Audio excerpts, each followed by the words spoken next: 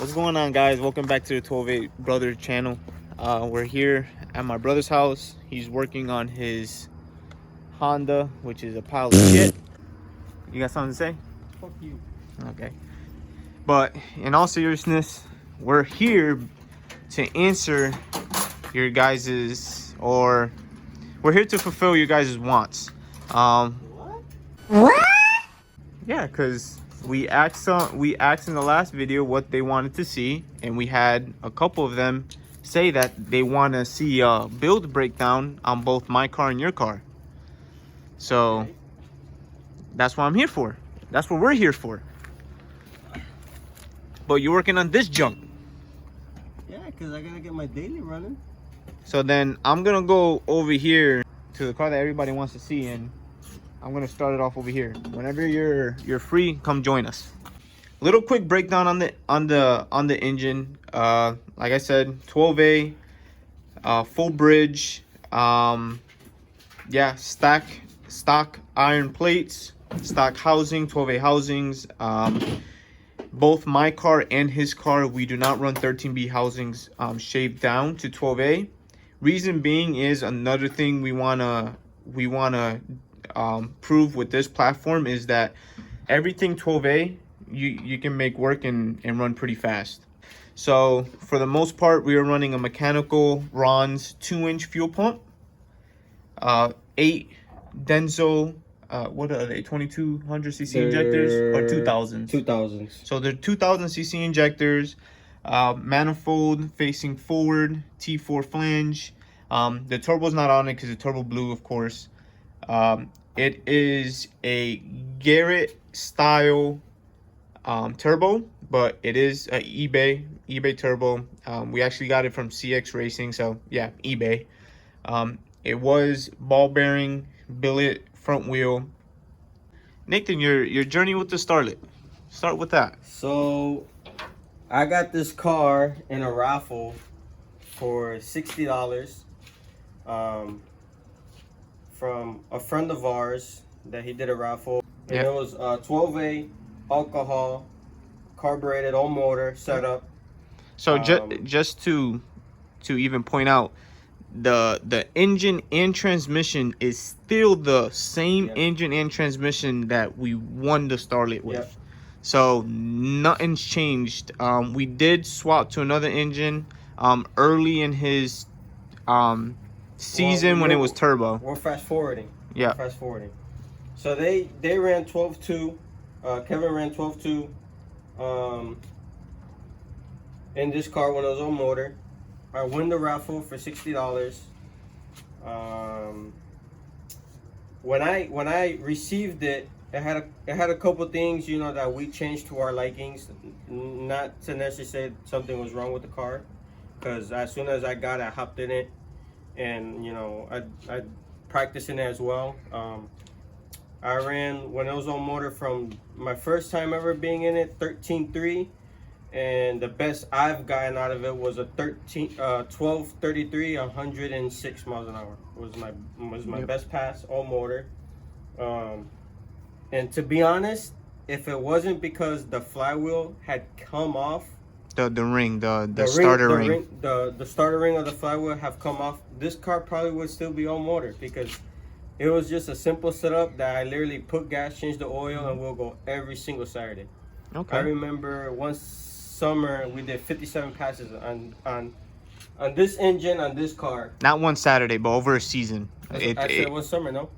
Oh, I thought you said one Saturday. No, one summer. Okay. Over one summer we did 57 passes on Yep. in this car. This same engine. This same engine. The same engine. So the only difference in this engine from when it was on motor to now was the internal, so the central shaft, stationaries, and rotors.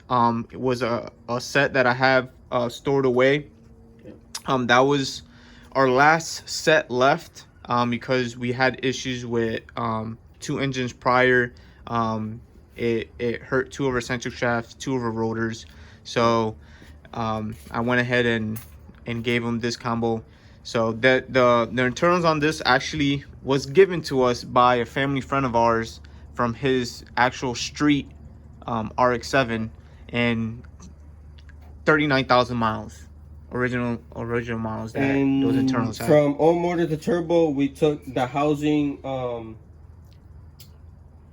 cups that they come factory. Yeah, the factory exhaust cups that are inserted cups. into the housings. We took those completely out and we just ported them as big as we could without affecting the housings itself.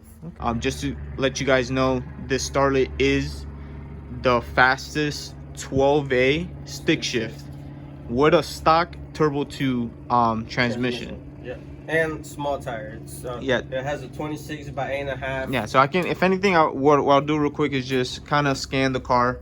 So let me get some better lighting in here for you guys. You've guys seen this setup plenty of times. It's simple. You know, it still has actually the factory front suspension on it, factory cross member, inner and outers, all that rack. The only thing was done was we took the factory spindle and strut and we converted it to coilover. And then of course my brother has spindles on it, has the strange front brakes, and then it literally has barely any travel. I think what it has like half an inch of travel when of liftoff. Sitting on Mickey Thompson's right now, but when we ran the number with the Starlet, it was on Hoosiers 26 by 8.5 C11s. So I've been holding that key information for quite a bit of time when it comes to the tires we run, because a lot of people have asked us in the past why we run Hoosiers instead of Mickey Thompson's. Reason being is the tires that we actually run, even though they say 26 by 8.5, on an 8-inch rim, the tread width is actually 9 inches, and on my car, because I'm using a 10-inch rim, it's 9.5 inches. So for all you guys asking, for all you guys wondering why we use them, that's the reason why. It's a wider tire compared to the Mickey Thompson, and of course, if you can put more tread on the track, the car hooks harder. So keep that in mind. He is running a 10-inch Chevy rear end. She is now on double adjustable Viking coilovers. What are the spring rates on this? They're 90-pound springs. So 90-pound springs. We could even still go probably lower to like 80 or 85-pound springs, but right now we don't want to make too much of a drastic change, because like we said, the pitch angle on the rear end is not set up for a ladder bar suspension, so it is facing up, not facing down. So that kind of that throws the whole geometry of the suspension and how it's actually supposed to work. It throws it all off. Yeah. So parachute, it has a 10-point broke cage. Yep, 10-point factory floor. The only thing that was already done was the transmission tonal right here, because this Starlet was actually the first owner of this Starlet before even the people we won the car from was made to run a what? A V8, if I'm not mistaken. A V8. So that's why they broke the tonal. That's why the firewall, you see this big square cutout, and then they put it back so they can fit a rotary in it. For a computer setup, it's running, you guys will actually be surprised, it's running an LT10C fuel plus ignition. For you guys to laugh, this computer has a map sensor up to 25 pounds. So we have run 40-50 pounds, and you guys must be saying, you guys are fucking nuts. Well, we even thought we were nuts too until our tuner, had confidence. It was like, hey, you guys don't have to change the computer for no reason. As long as the air fuel mixture seems good and those high boost pressures, then you're good to go. And she's been running with this computer for 3 years now, no issues. So what we do to compensate for the extra fuel is, of course, the extra fuel nozzle that's on top of the motor. And then we have 2 nozzles in the intake with jets. So we just fluctuate on jets for added fuel when it reaches a certain what is it, by RPM or boost? Boost. So when it reaches a certain boost pressure, it'll go in and activate the solenoid and run more If I'm not fuel. mistaken, what Abel told me was that when the car reaches 30 pounds of boost, the solenoid activates and it throws fuel into the intake. Okay. Yeah. So has a PCS data screen. Still has the factory steering column, factory foot pedals. Yep. Kirky seat. We are running a excess power 16-volt battery, the classic battery that everybody uses. Running CO2 for boost. That's our cash can right in the back. Yep. What else can we say about it? It's a very simple. Yeah, it's very simple car. Extremely simple. Yep. Towards the end of the video, when we start talking about our journey with the Starlet and the times we were running, and then to the last time we ran, which was the 876 163. 876 163.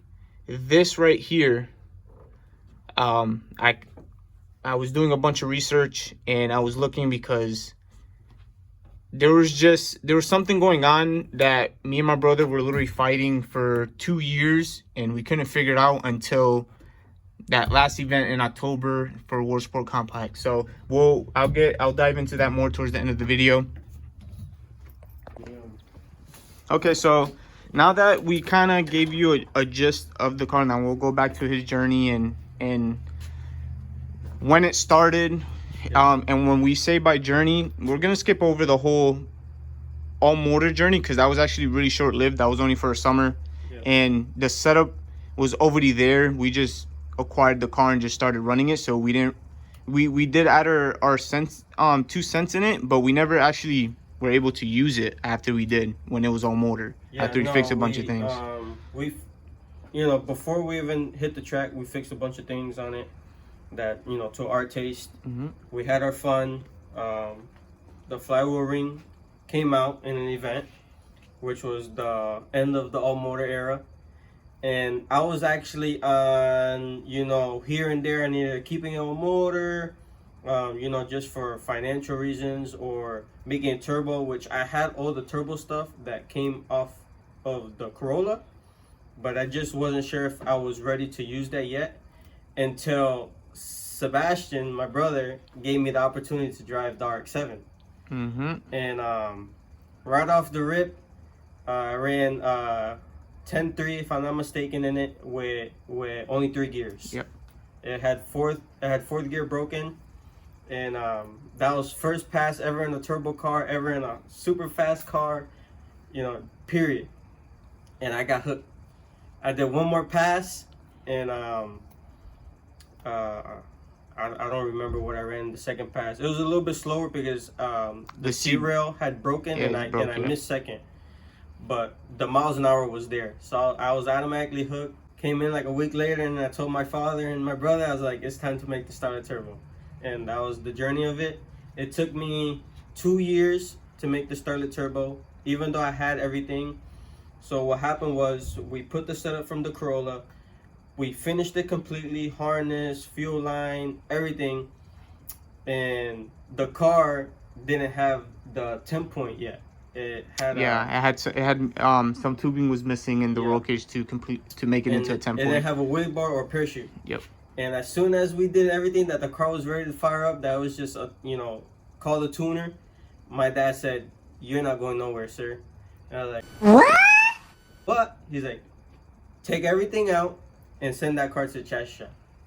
So that's exactly what we did. We took everything back out, sent the car to chassis shop. I painted the engine bay, did my likings to it, and then even before we moved to Florida, the car was running, but it wasn't done. So as soon as it came back and everything, and we put it back together, that we got to turn it on, we decided to move to Florida, which was a big jump. But as soon as we landed in Florida, we put all hands on deck. I have to say thank you to George, Daryl, and Jonathan. That at that era, they were a huge help. They barely knew me. They let me use their truck. They let me use their trailer. They brought me to every single event, to every dyno. So grateful for them. But yeah, that was the journey till we get there. And that was a journey until we moved down to Florida. Yeah. And then that's when we started really diving into her and getting to the track. Which is about 3 years ago. Mm-hmm. This year it was 3 years ago. First time ever this car hitting the track. We had the first engine set up. Yep. It made 680 something. I can't tell you guys exactly the number. We had a whole bunch of issues. Motor locked up on me first time we went to the dyno. Yep. And we'll explain to you why it did. First engine locked up on me on the dyno, and I scratched my head like, how? Everything was brand new. I literally put that engine very tediously, and did another engine for it with the same housings, same 3 iron plates, different set of rotors, different centric shaft, everything else the same. And just so you guys know, we went through everything. So we cleaned all the oil veins. We double checked the Well, it was a different set of rotors and centric shafts. and stationaries. So we made sure that was clean. Yep. But Changed the oil pump. The engine itself, we made sure that every single vein, every the oil filter housing adapter, we made sure that was clean. All the lines, all the braided lines, that because it has an external oil setup, made sure all that was clean. And what we mean by external oil is external oil system. So we epoxy the factory vein. We block it together, so God forbid this engine were to crack, we can still run it without oil. So these are now the oil feed that goes to the front and the front stationary and to the front. Oh, I don't know what was that. And the front front cover. Yep. Built another engine for it. That's when it made the 680 something and 35 pounds of boost. But it had a major boost leak. The intake actually had cracked the ears and it was warped, and the boost would just push out through the gasket. And can I add something? Yep. And that engine was still tearing itself apart in the inside without us even knowing. Yep. And that engine was not pinned. Yeah, it was factory from front however to back. Old that engine was. Factory studs. Studs. It didn't have half-inch studs. Nothing. It was the only thing factory. we did to kind of ensure the durability of the engine, so when it flex that much and crack, and even still, it really doesn't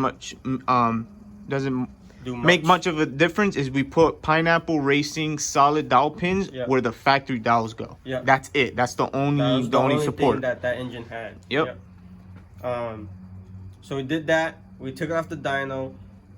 The first outing of the car, we went to a test and tune, and I believe it was a Friday night in Orlando, and I didn't even make out the water box. The shifter had broken in my hands. Yep. I literally put it in third gear to do the burnout, and when I looked down, the shifter was there dangling in my hand. Yep. I was like, what the heck?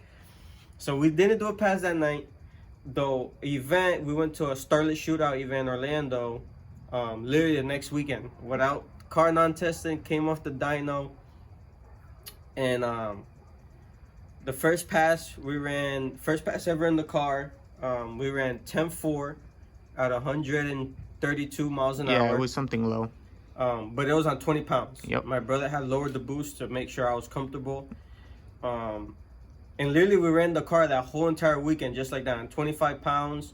I got to run 10.4, 10.0, 10.0, and then on the last pass, before the engine let go, it ran 981 at 141 or something like that. And so I just wanted my brother that event to focus on his driving because it was new to him. With the setup and everything, so we weren't really sure how she was gonna react.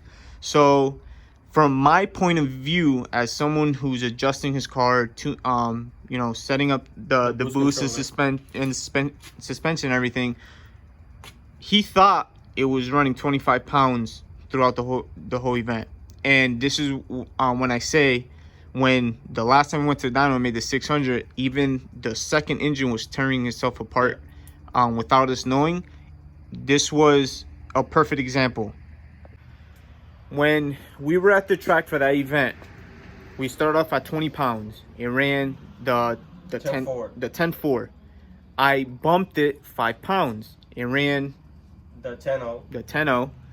I bumped it another 5 pounds, and it stayed 10.0. Yeah. And then the miles an hour was kind of staying the same, but I noticed that the more I upped the boost, it took the Starlet longer for it to build the boost, which was kind of weird. So I'm over here thinking that there might be a wastegate leak or any of that.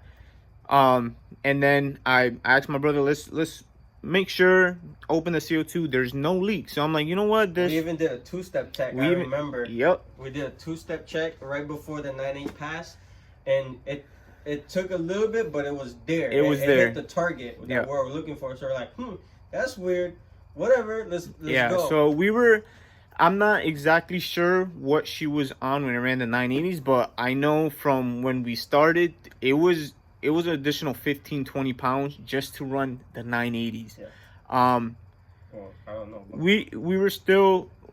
I was still new to her. I know every car reacts differently. Like my car, the turbo I had, the rear housing was really small. So no matter how much boost I threw at it, it wasn't making any more power. I knew that though, because of the back pressure.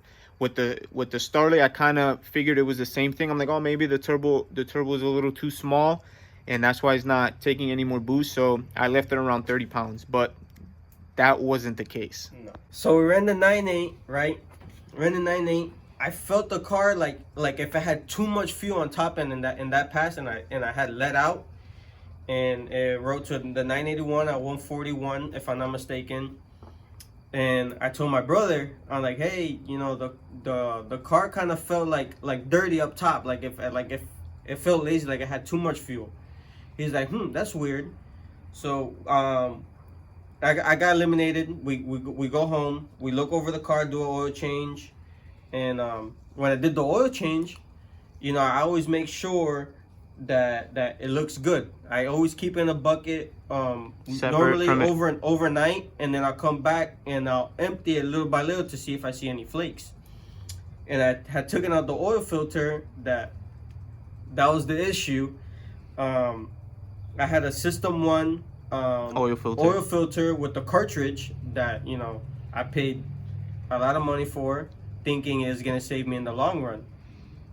Come to find out, when I checked the part number, which grateful for Abel that he helped me look for the problem. He's like, make sure everything looks good. If you need me, bring the setup to my house. We'll go through it together.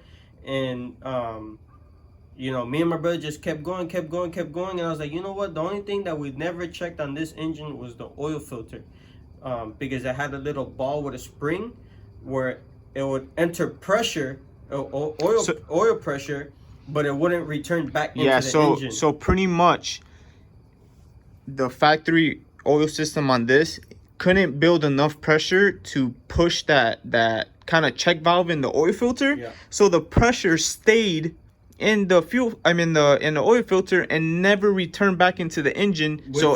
Which was the rear stationary. So rear stationary, yep.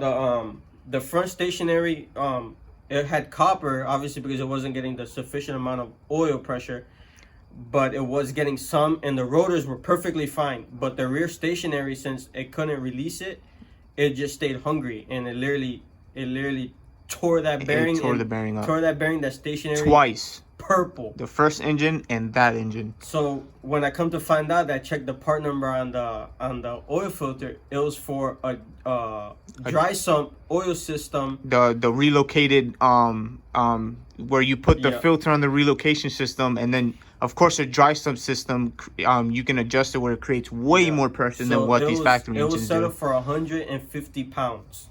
to release that check valve. Yep. So that was the entire issue the whole time with the engines. Yep. So going forward to that, you know, before we took the engine apart, we went to one more testing tune right after the event, and the car literally shut off on us in the burnout. Like, I put it how I normally do, and by this time I had enough power. We're doing burnouts in fourth gear, and when I let it down, that I popped the clutch, that thing just fell straight on his face, and I'm like, okay, now we know there's an issue. So that's when we took the engine out. We looked over it. We found out that the oil filter was the issue the whole entire time.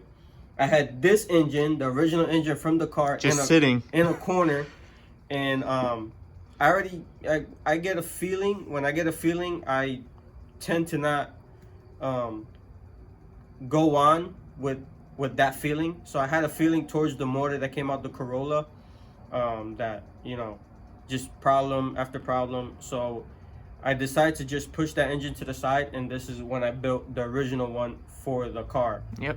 So we did the housings. You know, the ports on the iron plates were perfectly fine. So we did the housings. I closed the engine up, and that's the engine that's been running for 2 years.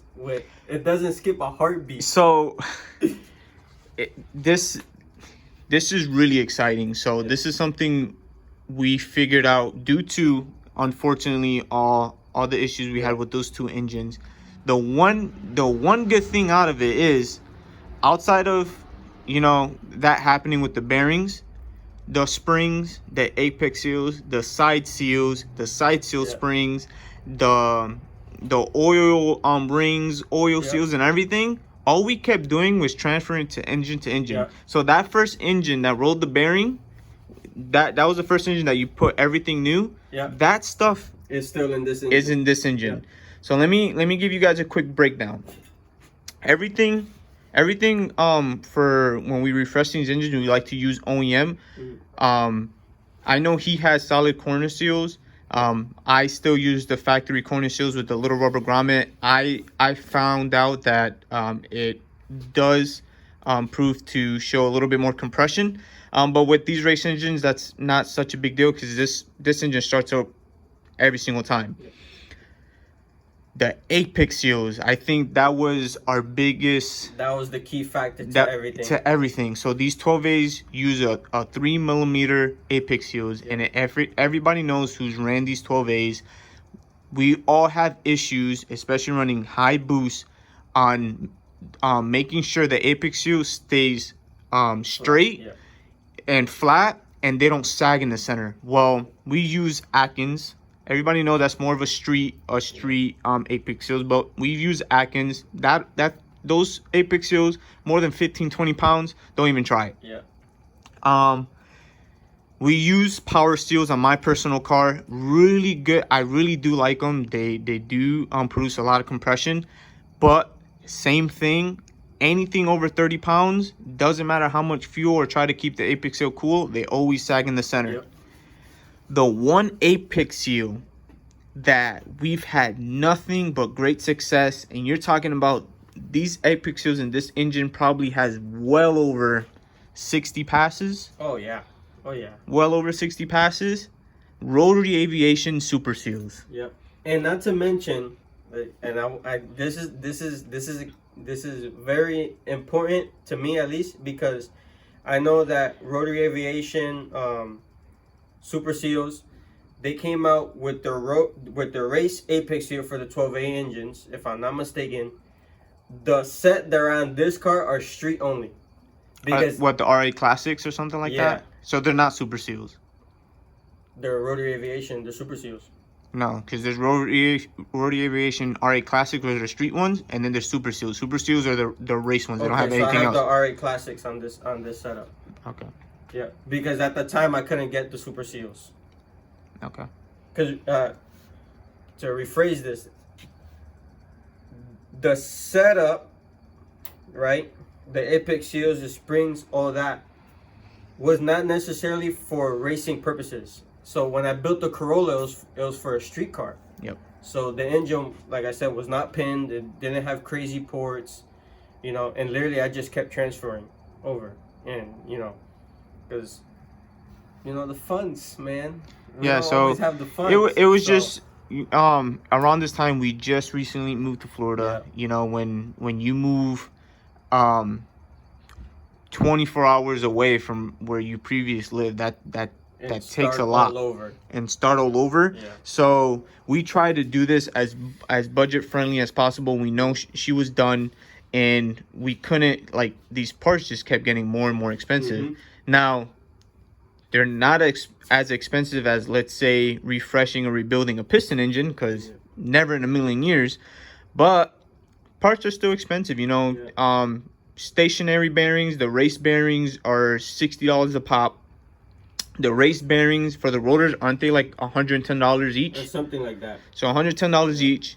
8-pick seals, the ones we use, thankfully, they're literally towards the bottom of the price range, which is even to add more to how amazing these 8-pick seals are. They're budget friendly. They're like, I think, $274 for the set, which is insane. Yeah. Especially these 8-pick seals nowadays are They're $350 and up. Yeah, they're getting more expensive. So, And not to mention, like I said, we had recently moved to Florida, and you know, towards the end of that beginning year, you know, I had Mhm. 2 broken engines. You know, got bills. You know, Yep. we're also towards the end of that year, we're buying a house. So you know, It was a lot. my priority is somewhere else, and not necessarily on the car, even though We wanted to race. we want to go racing. So we built this engine towards the end of the year. Yep. That year was 23. 23. So So- 20 going to 24. Going into 24, I had decided, you know, it's a new build, new engine in that case, and my father had gotten a Super T10 from a good friend of ours, Richie El Chavo, and he got it refreshed and all that. And you know, I called up my dad and I was like, hey, you know, what do you think if we put the Super T10 on the Starlet? You know, it's technically it's a stronger transmission Then the than FC. than a Turbo 2, Yep. you know, RX-7 transmission. So he goes, hey, go for it, you know what I mean? He goes, we should have better results. Was that a mistake? My God. So we fixed the engine.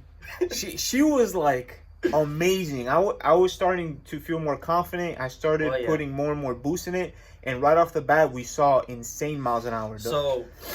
So we did the engine, we put the transmission, and I added one more thing that we found was like crazy. So I added the turbo air duct in the front grill. Yeah, to show you guys.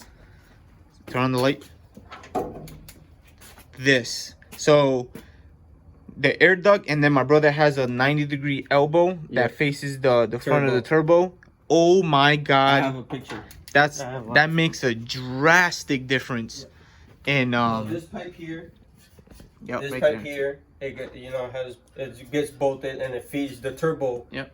air from when you're going down the track.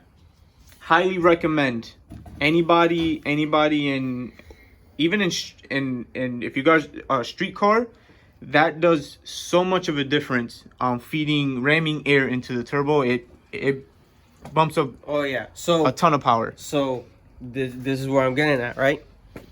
Even though we had so many issues with that Super T10 transmission, that later on I got rid of it, and come to find out that the guy had solved the problem, which was the stupidest thing you could ever think of. But we'll get to that.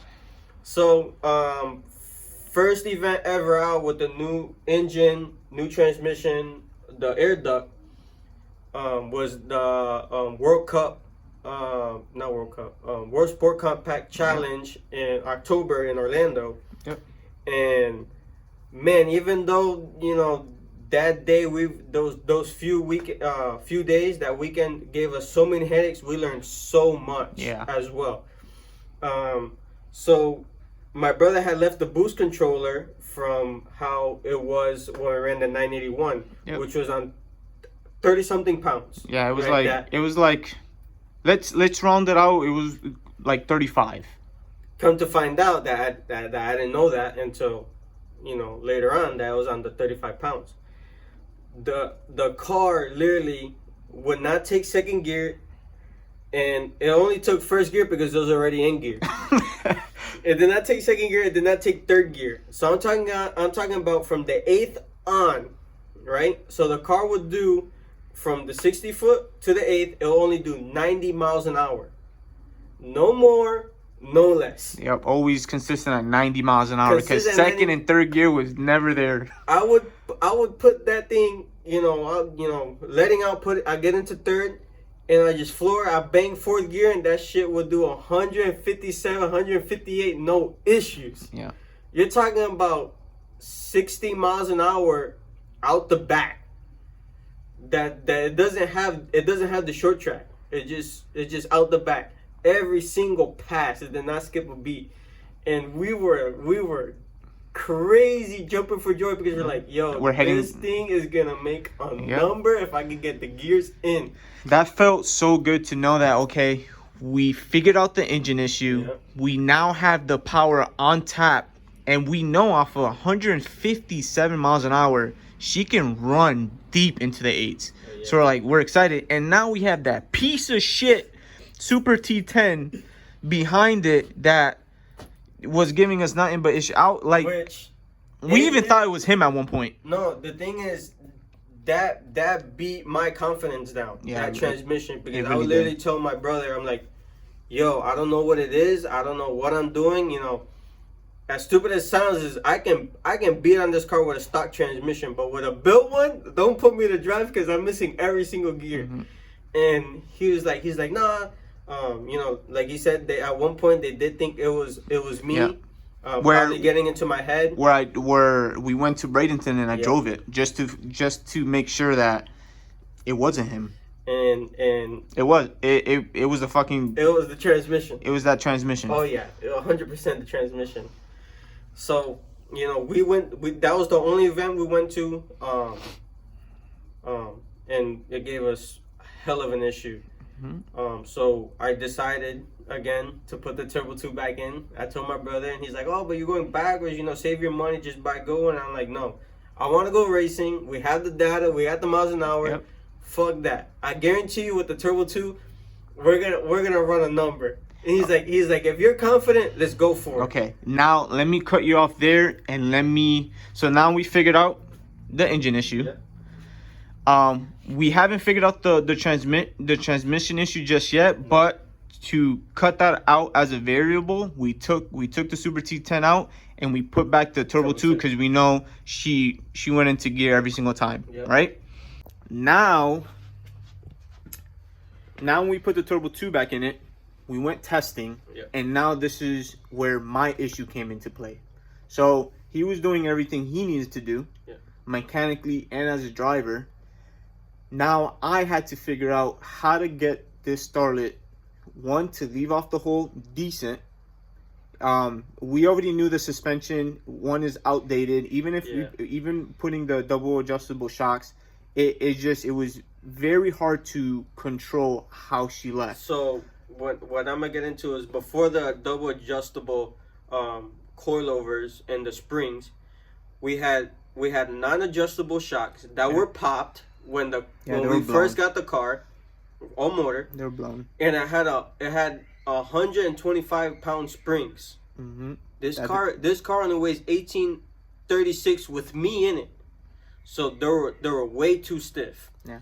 So that's when we decided to go to a dual adjustable Viking shock with a 90 pound spring. Yeah, it helped a little bit, but not as much as I was hoping. And that's just because of the geometry and how old the ladder bars are and all that. We also, until recently, I would say probably a few months ago, the pinion angle is off. As well as what was I gonna say? But anyways, I forgot. Anyways, the suspension, whatever. We're limited on suspension. Yeah. That's okay. That does not matter because she still would do a 135. It did a 135 with that old setup, was the best it did, and with the new setup, right off the bat, we seen an improvement because it did a 131 and then a 130. Yeah, and then it did it like twice, and then it never did it again. It did it a few times in Orlando too. It did like a 132. It was consistent there, 132, 133. It didn't do the 131 or the 130, but in the pass of the 87, because it had so much power out the hole, it only did a 130, 137. Yeah. So okay, going back to now me adjusting this car. I was you know, I was really actually confident on what I was putting into the boost controller. You know, the ramp I was doing, I was like, you know, I've been doing a lot of research. I followed Tin Soldiers. I forgot the guy's name, but he provides a lot of information, especially for people who are willing to learn about suspension on these cars and all that. In a slick car, he provides a lot of suspension, where to add power, how much power you should be applying with a certain setup. So I was like, wow, like I can do this. But for some reason, no matter what I put in the boost controller, the starlet will only trap 100 to the 8th. Now this is with a good transmission, good motor. 100, 105 to the 8th, and then 157 out the back. And I'm like, what is going on? And I do hear every time he shifts, the boost will drop and then it'll ramp back up. Right? So I'm like, there's definitely a boost leak somewhere. We've checked. We were checking for like a good month. Nothing. I'm like, this doesn't make sense. So even the first day of the event, he was still looking. So even the event when we ran the 8.7, I was still trying to figure out the issue. So going towards that event, we did lower the boost of the car. Because he just wanted to run it. Yeah, I told Sebastian, I was like, we know that the car's gonna work. We know that's doing miles an hour, but I need to be consistent, you know, to get anywhere in this event. That was my goal towards that event. I always have a goal going towards an event of what I want to do, if I'm chasing a number or I just want to have fun. In that event, I told him, I was like, the number will come eventually, but I think, and we noticed at Bradenton too, was that the boost we were applying on top end was not allowing me to shift the car properly. Yeah, from third to fourth. It had too much power for the transmission, and that very point. At that point, because I was so frustrated, I was throwing the kitchen sink at this motor. Yeah. I think at that point I was running like 40 to 45 of sorry, not boost, CO2 pressure. Yeah. So she has a 10-pound spring on the gate, so she's making 50. It was making 51 pounds. So 51 pounds. It was making 51 pounds of boost. So going into World Cup, I lowered it. Man, go. I'm gonna tell him we added 5 pounds in the hole and we took out 12 pounds on top end. So the thing is, you're throwing me off, and I'm trying to explain this smoothly. My bad. So, all right. I lured the boost for him for the event. We know everything was working properly. I'm still trying to figure out this whole fluctuation in boost. Yeah. Okay. His goal is to run consistent, and I'm trying to provide that to him. But in the back of my head, I'm like, I know this starter can run really good numbers. My goal was to mimic the 980 that she previously did, or better. And better to me was a 930, right? I also brought my car to this event, but I'm not gonna get too much into that. So I'm over here grabbing the AMS 1000 manual and going through it, and one thing that stood out. So Abel was the one who wired up the boost controller, wired up to the clutch pedal and whatever to make sure it was working properly.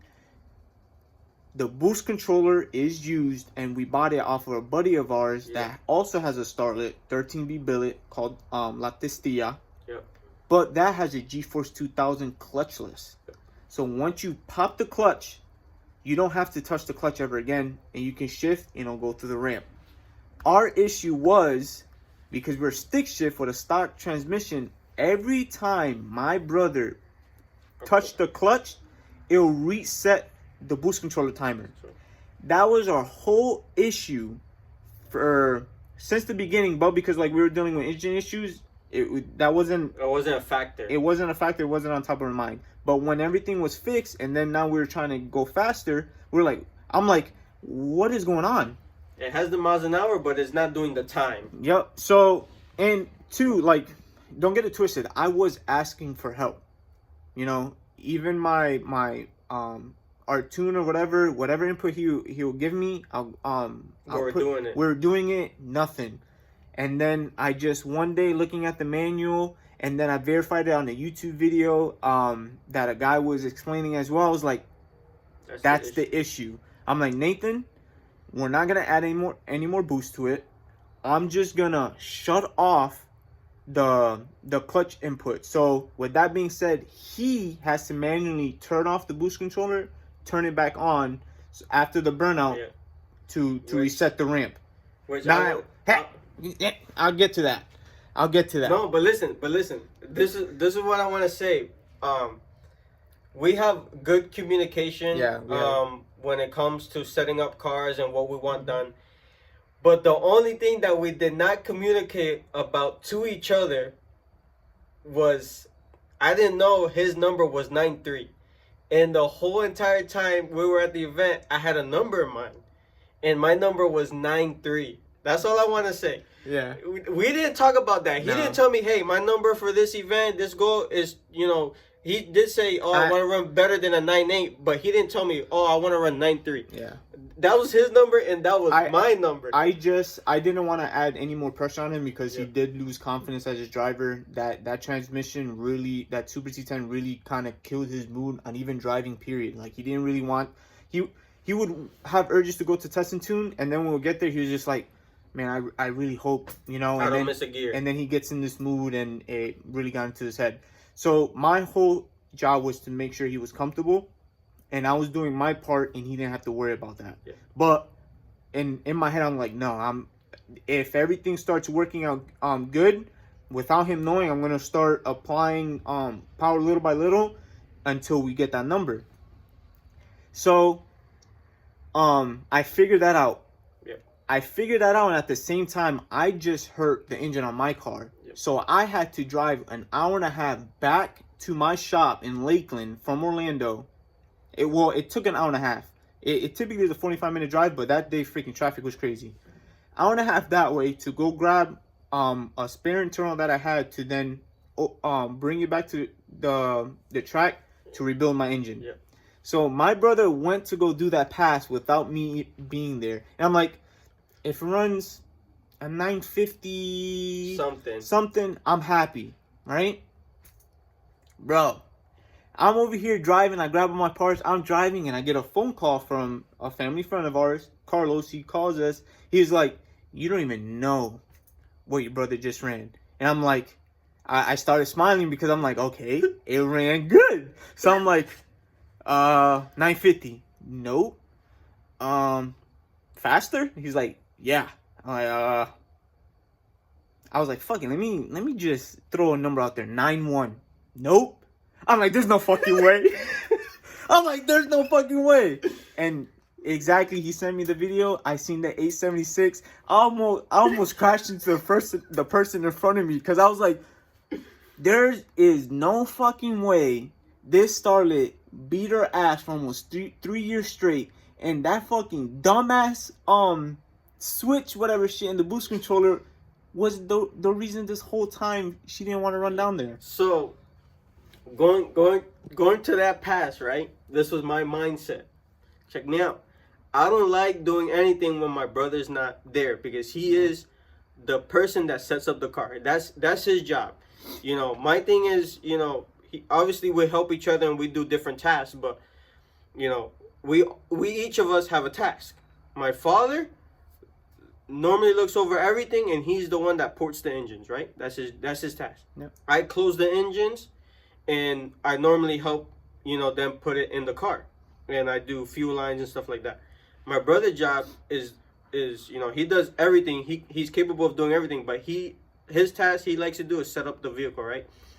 So normally I don't like to do a pass when he's not there because he checks my wheelie bars, he does the tire pressure, he makes sure that the car is aligned straight. Just a variety of stuff. Boost controller setup, that's his task.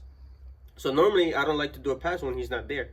So, my father was there, and he knows how to set up stuff, but that's not his task. So he's not, familiar doing it often for me.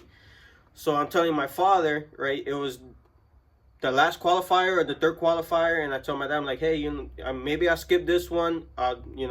If there's a next one, I'll go to the next one when Sebastian's here. He's like, no, don't worry about it. And Sebastian told me too. He's like, just go. Don't skip out. Yep. Right before he left, just don't skip out. We haven't done a good qualifier because of the boost controller. All that jazz.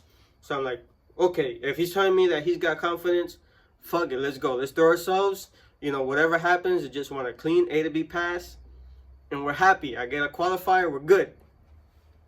So we race our friend Dennis, his stick shift RX-7. Mm-hmm. We did a pass together. We had a pork chop bet. So whoever did the best reaction time will get a pork chop. That was that was our bet, right? Because we like to eat. So he won the pork chop, by the way, right? So I do the pass. We ran the 876, 163. It puts me number one, world's fastest 12A stick shift. That's with the turbo letting out at 1,000 feet. Oh, yeah. Just to remind you guys. So my brother told me, he goes, I set up the boost control different. Remember, and he told my father, but I forgot. As a driver, you got so much stuff. After the burnout, make sure my CO2 bottle's open. And that just wasn't a common thing for me to do as a driver because I wasn't familiar doing that, right? So he goes, remember to, after the burnout, shut it off and turn it back on so you reset the graph. So I'm like, okay. And he tells my father, right? So I do the burnout, completely out the window. I was gone. I stage up. And as soon as I let that bitch down, full throttle, that those two steps started going, I was like, damn! This thing already feels different. Bro, when I popped that clutch, that the 40 pounds just fucking ripped right in, I was like, holy shit, we're going on a ride. Bro, it just started, even tire shake. The car didn't know what to do. Yeah, it shook the tire pretty bad. It came out the hole nasty. I put second, it kind of died. When that bitch woke up, that I put third and fourth. And not to mention, Dennis has, if I'm not mistaken, the second world's fastest stick shift RX-7. He ran 760 something. Yep. 767 or something like that. Something like that. But he had it turned down. He was having issues, so he was just verifying that everything was good on his car. So he ran 8-1, right? And when I put third and fourth, that I didn't see that he wasn't moving away from me. He was a car in front of me, but he wasn't pulling on me. I'm like, yo, this shit is moving, right? But I knew he was running a little slower. Yeah. So I'm like, oh, I pulled the parachute and I felt that pull. And like, yo, I did miles an hour. This feels a little bit, faster than the 157 because I got used to it. We already did 4 or 5 passes of the 157, so I got used to the parachute pull. But when I pulled the 163, even though it's a few miles more, I'm like, yo, this feels strong. I pull off, right? I shut the car off. I get out the car. It was new to me. I almost choked myself with the Hans device. I get out the car, boom, boom, boom. I forget my phone in the seat of the car because it was in my pant pocket, and I guess it slid out. And I get out, pack my parachute, and Dennis and another good friend of ours, Kevin, Mr. Nice Guy, they come towards me. They come walking towards me, right? And they have the biggest smile on their face. And I see Dennis, in Orlando, you have an app and it shows you the time. So Dennis has his phone in his hand and he's cheesing. And he's walking towards me and he's like, yo, where's your phone?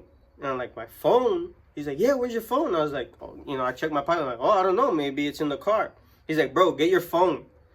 And I'm like, why? He's like, bro, just get your phone and look at your time. I'm like, you have your phone right there. Just show me whatever. He's like, no, look at your phone.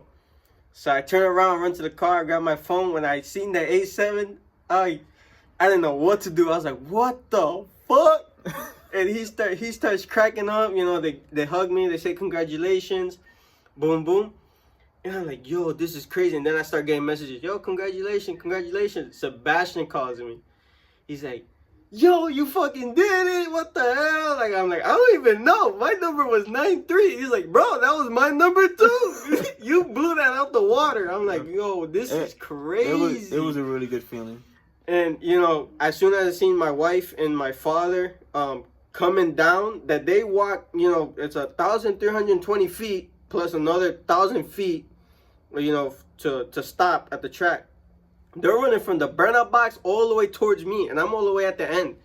They come running, and as soon as I see my wife and my dad, I just start crying, bro, because it was like, it was the best feeling ever. You know what I mean? Because obviously, you know, you hear the saying, when you're not looking for it, it'll show up. Yep. That's exactly what happened. Mm-hmm. You know, we just had a plan of doing, you know, A to B passes all weekend, and when we didn't notice, that's when it showed up, and it was the best feeling in the world. You know, me and my dad started crying. You know, even he was very proud of us. Even for me, it was a little emotional because, you know, I was right there step by step with him with the issue with the Starlet. But like I said, I went to Lakeland, grabbed parts for my car to bring it to the track. I was honestly kind of down too because my car, I completely destroyed the engine on my car. That was a hard weekend when I do a video on my car, I go step by step what happened. And again, it was just my mistake. I should have double checked and verified a certain thing, and I didn't. But that's the turbo blew up. that is the journey. So far with the Starlet, she impressed. She really impressed us, and even the tuner. Tuner doesn't come up to the line with us for anything. Yep. You know, normally he just like, yo, see me after you're done doing a pass. I'll go over the slip with you, see what you need to improve, see if we can do anything. And you know, we had the issues of missing gears, so he had like a little joke with me of like, even if first gear wasn't in gear, you probably miss it too. And I'm like, damn, my own tuner is fucking cracking on me, right? So I get to him and he's like, I heard you. And he has an ear that, like no other. It's insane. He knows what car he tunes just by his ear. So I go to him, he's like, oh, you did a solid pass. You know, I heard you going down. He goes, I'm surprised you didn't miss a gear. And I'm like, oh, you know, appreciate that. He's like, what'd you run? And he was like speechless. He's like, but how? And I'm like, but what do you mean how? You know? He goes, like, I know you guys lowered the boost, this and that, but he goes, that doesn't even make any sense. And I'm like, it happened. And, you know, he gave me a hug too, and he was super proud of us because, you know, his job is just to tune it, and, you know, he makes sure that the setup, you know, is going to work. But we do everything ourselves. And he was very proud of us to see, you know, that we're capable of adjusting a car without him. We are super grateful for a tuner because a lot of people know in the rotary world, you don't have that. You don't really see that relationship with the owner of the car with their tuner, where we're learning and we want to learn. So we don't care if we make the mistake as long as we learn from it. Typically the tuners in the rotary world, if they're not the one touching it through and through, they're not going to touch it at all. So we're really grateful on him for giving for helping us out. We can call him right now and he'll pick up every single time. And at this point, you know, we're very grateful because it's not even a tuner and owner situation. Like, we can call him for anything, and you know, he's family now. You know, we're just family, period. But going forward, we blew up the turbo in that pass, and we didn't know.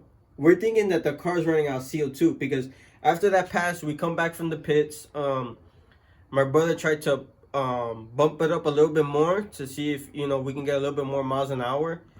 And the car turned on fine. The turbo spooling. We did a 2-step check, and we're like, it's a little lazy. It doesn't want to make the boost. So, you know, we take the CO2 bottle and we see that it's low. And prior to that, we were testing my CO2 bottle on his car for an issue I was having. For an issue he was having. So we're like, oh, you know, maybe we wasted the CO2, but there was enough to at least get us to the first elimination round. So we get to the first elimination round, and It didn't two-step. I'm like, that's weird. I didn't want to do anything. It didn't do anything at all. It didn't do anything. I cruised down the track. We got back, and we're thinking it's a CO2 bottle issue the whole time. I got eliminated. We get back home. I'm like, yo, what we gonna do? And my brother was like, we should go to a testing tune. Maybe adjust the car a little bit more, see what we can find. If not, we'll put it back to how it was. Just to see if we can run the same, similar, or improve. And we did take precautions. We did do maintenance on it before the next testing tune. I thought, okay, maybe the engine's a little hurt. Once you snag a bearing, they when you get into high RPM, they tend to like go down in power, where it almost feels like weight is on the engine. Yeah, it's like dying down. It's dying like down. Sluggish. So we took the oil filter out. We cut it. No bearing material. Changed the oil. So I'm like, okay, then most definitely it must have been the CO2 being low, and we put a fresh bottle in it. So I did an oil change, make sure that everything was good, make sure the suspension was all nice and tight. I get a new CO2 bottle from my bed. Or refill it. We've refilled it. And literally something came into us. I was at work one day. We didn't have success in the testing tune. We did like 1 or 2 passes. We did 2 passes. 2 passes. We came home. We didn't have any success. And I'm looking over the car, and I go to start it one day, right? And I call my brother during my work. I'm like, yo, meet me at the shop. I want to look over something with the starlet that I just want to see something. And he's like, okay, I'll be there. So he meet me at the shop, and right before I go to turn it on, for some reason he's staring at the turbo. And I was just messing around, and I wanted, when I don't know, it's like just. You just try to spin it with your fingers. Yeah, I was just like acting like a kid. We were joking around. We were cracking with my dad. And then I think I was saying something about the starlet. And then for some reason, I look at the starlet. I just wanted to spin the wheel. And I was like, I was like, oh. It didn't spin at all. Yep. It didn't spin at all. And my dad was like, don't even try turning it on. He's like, just take the turbo off and let's look at it. We look at it. And that shit gone. Was seized. Yeah, it bent. So it bent the shaft, and it hurt one of the bearings where it cracked it, and it was just a whole shit. So I take it apart, right? Shout out to one of my close friends, George, and he bought the rebuild kit for the turbo. He's like, yo, I want to see you run the number again. Let's go to the track, because his car in some stages where it's not done. So, he's a very excited guy for us. Like, I don't know how to explain it, but he's down for us for whatever. And he's like, yo, let's rebuild the turbo so we can go testing. And I'm like, all right, let's do it. So he buys the turbo kit, the rebuild kit. We called around in certain turbo shops, and it was just overpricing. For an eBay turbo, you were looking $1,000 just to rebuild it. It was $1,000 for them to take it apart and tell me what was wrong with it. Oh, there you go. Right. So I'm like, you know what, fuck it, I'm gonna just do it myself. I went to school for mechanical engineering. I know how to use micrometer and all those special tools. So I make sure everything's straight. I don't have a balancing machine for a turbo, but I just made sure that I took the proper precautions to rebuild this turbo without having a balance machine. So I put it together, boom, boom, boom, real nice and neat. We put it on the car. Turn it on, it's spooling. We revved it a couple times. We did not put it under load, but we revved it a couple times. We're like, oh, this shit's good. Let's go to the track. We go to the track. Bro, I got so mad because that shit literally locked up on the burnout. On the burnout. And my dad opens the door and he's like, yo, what's going on? And I'm like, I don't know. Right? That was first pass. We don't know what's going on, right? It feels very lazy. I take the bottle out, and not to mention, when I barely refilled my bottle, he said, his tank was low. So he's like, I don't know how much is in there, but you could try, right? So when we opened the CO2 bottle, air started coming out at first, and then CO2. So we're like, okay, we're good. It had air in the system. Now it should be better. So we go back in the burnout box. I put in fourth like I normally do. I put it on low, and it starts to go, and then it just got lazy. It's like, ugh. I'm like, Look at the CO2 bottle. I tap on the glass. I told my dad, make sure it's open. He's like, yeah, it's good. Don't worry about it. I'm like, okay, whatever. Let me put in third. I put in third, same thing. And I got so mad because I already knew in my head inside the car, I'm like, the turbo's gone. Look. The turbo's gone. So I put in second, I just dropped the hammer, and I just did a burnout past the freaking Christmas tree. Through this whole turbo situation, I was actually frustrated, and I didn't even want nothing to do with him, this fucking Starlet, and the turbo. Because I was like, we're literally going, and then if that turbo blows up and goes into the throttle body and into the engine, catastrophic. I'll be fucking pissed. So we got lucky that nothing happened. Yeah, we definitely got lucky. To add to that, right? That happened. I did the burnout, whatever. We knew the turbo literally locked up this time. But when we got back home, I was by myself and I had to take it off the trailer. I literally turned it on one kick, no issues. So we knew the motor was healthy, and then this is where it's been sitting since then. So the Starlet, she's definitely out of both my car and this and my brother's Starlet, she's definitely these past 2 years has taught me the most when it comes to adjusting cars, especially my car didn't have a boot. I didn't touch the first a boost controller until my brother got one for the Starlet, because my car was still running on just a valve to raise the boost. So I just wanted to add real quick, a lot of things that this car has was because I learned from what my brother was going through in that specific time, which he'll get into. But I just want to, a lot of the things that we upgraded on this car when I was building it was because we already were learning, or in the process of learning what my brother's car was doing, how it was reacting, what it was running. And we're like, okay, we need to do some changes, and might as well start with the starter since he was in the process of building his car again. So it was just my car still kind of had like a street engine and turbo setup, and then I just did the ladder bar suspension and just ran off of that until my car kept getting faster. But there were certain things that I was like, no, we should do this differently to the Starlet, because I know it will bring us that much farther ahead. And he listened to me, and just she's where she's at today because of my car, and my car is now getting to a point where I know my car will be pretty quick because of what I learned now from the Starlet. Yeah.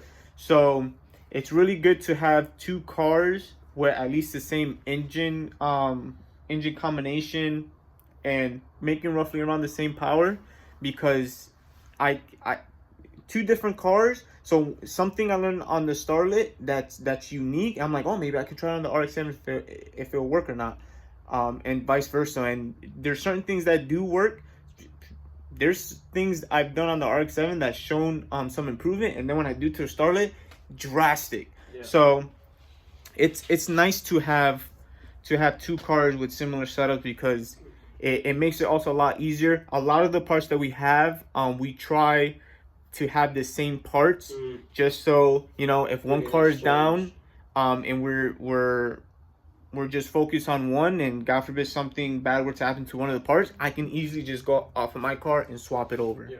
So we try to do that as best as we possibly can. So like injectors, we use the same. Wastegate, we were running the same until just recently.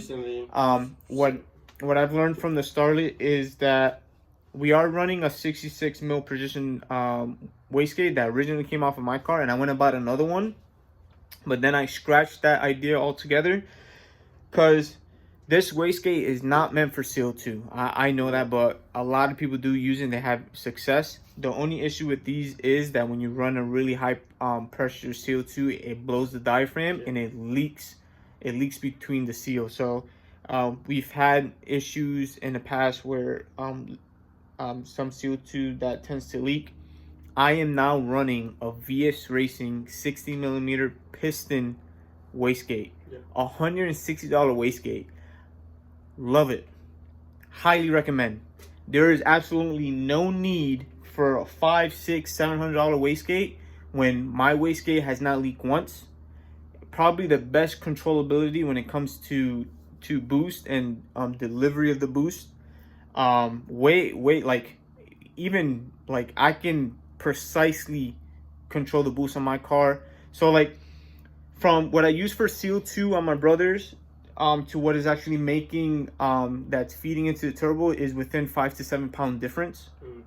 My car is 1-to-1. If I put 10 pounds of CO2 pressure through the boost controller, my car makes 10 pounds. If I run 35 pounds of CO2, my car makes 35 pounds of CO2. Maybe 1 or 2 pound difference. That's it. So I really love that wastegate. It's on Summit Racing, and this is another thing I like to point out too. If you see a certain brand or product that was once considered a part that nobody really cared for because they've had issues or it's just an eBay part, if you see it on Summit or Jegs, it's because it works, you know. And I've there's one guy specifically that I've watched that has a turbo LS Mustang with the wastegate that he had that wastegate I think for like 4 or 5 years, the same wastegate, no issues, same seals and everything. He's never had to change the seals. So I gambled on it, worked. So that's one part in this video that you guys, you know, maybe take in consideration and use it for your build. There's a lot of parts that we have on these cars that are very budget friendly that work phenomenal. So, but for the most part, that's the Starlet. You know, that's what this is the journey that she has brought us on, and yeah. Now the goal for it now is I'm getting all the fuel lines done. I talked to my tuner, and there's a couple things with the fuel lines that we're changing now. Like we're doing 2 feeds and 2 returns on the fuel rails. That's one change. Another change I did was I added a bigger gas tank. Yeah, so guys. So I added a bigger fuel cell because an issue we're having with the Starlet, which I was when I was driving the car, that would be a lot on my mind, was this car drinks a lot of fuel for the style intake that it has.